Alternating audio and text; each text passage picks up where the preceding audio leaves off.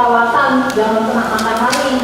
Capek banget sama netizen Indonesia ini, blogernya minta ampun. Kalian tahu nggak? Kalian pakai bahan-bahan yang lama. Kalian bisa kena kanker kulit. Udah kalian nggak punya uang, kena kanker kulit, aduh repot.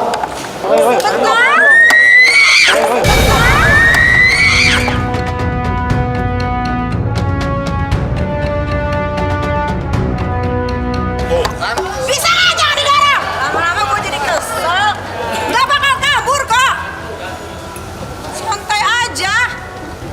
Udah. Tangan udah diborgol, santai aja. Nggak perlu takut gue mau ngomong apa. Mas kasih jalan, Mas. Udah kayak Kasih jalan. Punya hak boleh ngomong. Iya, Kak. Boleh ngomong. Jangan didorong. Ini kok Ngomong amat, apa yang ya mungkin nanti tunggu Bang Fahmi. Tunggu si Mail dulu. Santai aja loh, ini belum koruptor aja kayak gini. Ya sudah.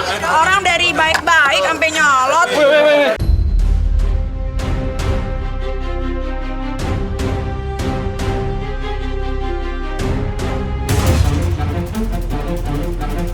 Untuk Pengadilan Negeri Jakarta Selatan berwenang mengadili melakukan tindak pidana mereka yang melakukan, yang menyuruh melakukan, dan yang turut serta melakukan perbuatan menempatkan, mentransfer, mengalihkan, membelanjakan, membayarkan, menghibahkan, menitipkan, membawa ke luar negeri, mengubah bentuk, menukarkan dengan uang atau surat berharga atau perbuatan lain atas harta kekayaan yang diketahuinya atau patut diduganya merupakan hasil tindak pidana bagaimana dimaksud dalam pasal 2 ayat 1 dengan tujuan menyembunyikan atau menyalahkan asal-usul harta kekayaan yang dilakukan dengan cara sebagai berikut.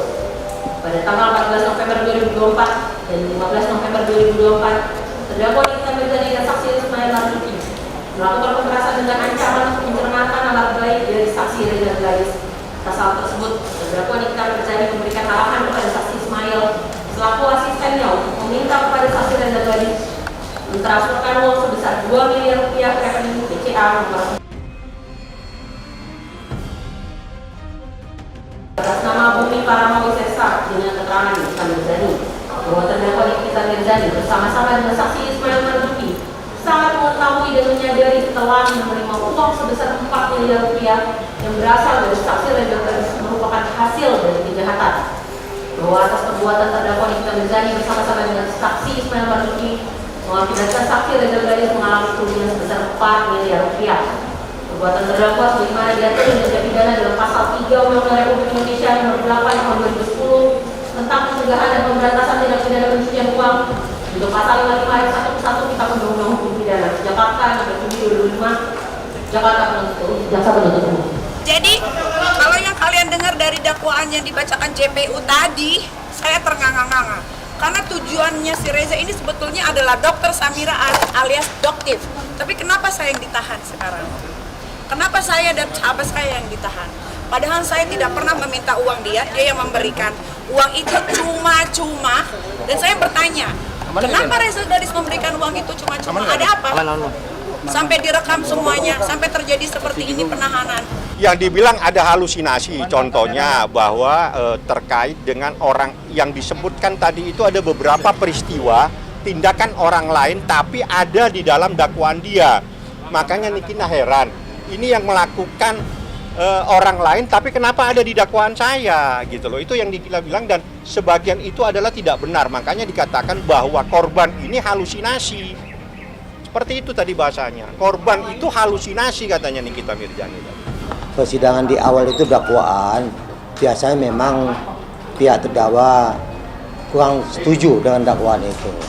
Tetapi dalam hal ini mekanisme semua telah dilaksanakan.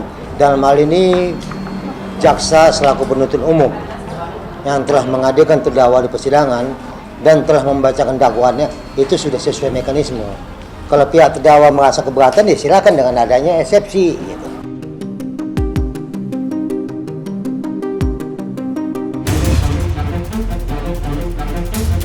Ya biarkan aja kita serahkan kepada penyidik, kita serahkan kepada jaksa. Selama jaksa tidak bisa membuktikan itu, apa yang mau dikejar dari dokter? Penyidik tidak bisa membuktikan apapun, jaksa juga tidak bisa membuktikan apapun. Jadi apa yang mau diserang dari dokter itu apa? Jadi hanya ingin menutup mulutnya Doktif untuk membongkar brand-brand atau membongkar keburukan dari skincare owner-owner tukang seksi.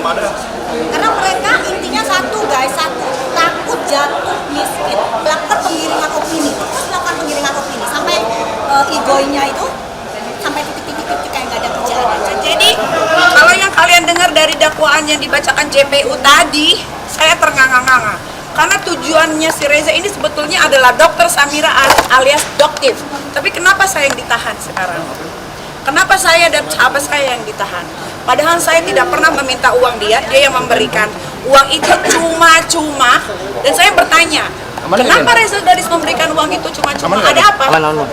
Sampai direkam semuanya, sampai terjadi seperti ini penahanan. Tidak akan pernah berhenti bicara. Apapun undang-undang yang menjerat Doktif tidak akan bisa. Kenapa? Karena itu adalah fakta. Ya, dia nganggap bahwa itu karena semua yang didakwakan itu bukan bercerita tentang dirinya. Anda kan mendengar, yang didakwakan itu tentang peristiwa yang dikerjakan orang lain, tapi yang didakwakan terhadap dirinya. Anda kan mendengar sendiri tadi, itu yang jadi masalah. Tapi semuanya nanti akan saya tuangkan dalam eksepsi pada minggu yang akan datang. Ada pemandangan tak biasa pada sidang perdana Nikita Mirzani, tentu saja bukan gaya Nikita saat duduk, yaitu ketika mendengar jaksa penuntut umum membacakan dakwaan yang disangkatannya, tetapi kehadiran koleganya, Doktif, yang terlihat tidak seperti pengunjung lainnya, yang duduk tenang menyaksikan jalannya persidangan. Ya, Doktif tidak terlihat duduk saat menyaksikan sidang perdana Nikita, juga tidak menyalaminya. Sikap Doktif yang pasif berbeda dengan Dr. Oki yang tampak hangat. Lantas, apa yang sebenarnya terjadi antara Nikita dengan Doktif? Begitupun dengan Doktif dan Oki, mungkinkah ketiganya mulai berjalan sendiri, menentukan nasibnya tidak terpengaruh satu sama lainnya? Insya Allah siap. Selama jaksa tidak bisa membuktikan juga, apa yang mau dikejar dari Doktif? Penyidik tidak bisa membuktikan apapun, jaksa juga tidak bisa membuktikan apapun. Jadi apa yang mau diserang dari Doktif itu apa? Ya, tidak ada kaitannya apapun. Bahkan ada dugaan untuk menjebak Doktif dan ternyata tidak berhasil. Iya, hadir karena kan pengen juga tahu jalannya alur persidangan. Kan harus pengen tahu juga kan, apalagi kan sidangnya terbuka. Harus pengen tahu alur persidangannya, apalagi kan kita juga warga Indonesia kan boleh datang katanya kan untuk sidang terbuka seperti itu. Bentuk dukungan dengan hadir seperti ini aja, untuk saya mau melihat, intinya saya juga penasaran sih dengan alur persidangan ini seperti apa gitu. Kalau nama saya selalu dikait-kaitkan, itu kan hak sebagai warga negara Indonesia untuk berpendapat. Jadi kan kita harus menghargai ya siapapun yang mau berpendapat. Tapi ya kita harus juga hargai juga untuk proses. Sekarang kalau udah masuk ke proses persidangan ya kita hargai aja, kita ikuti alurnya seperti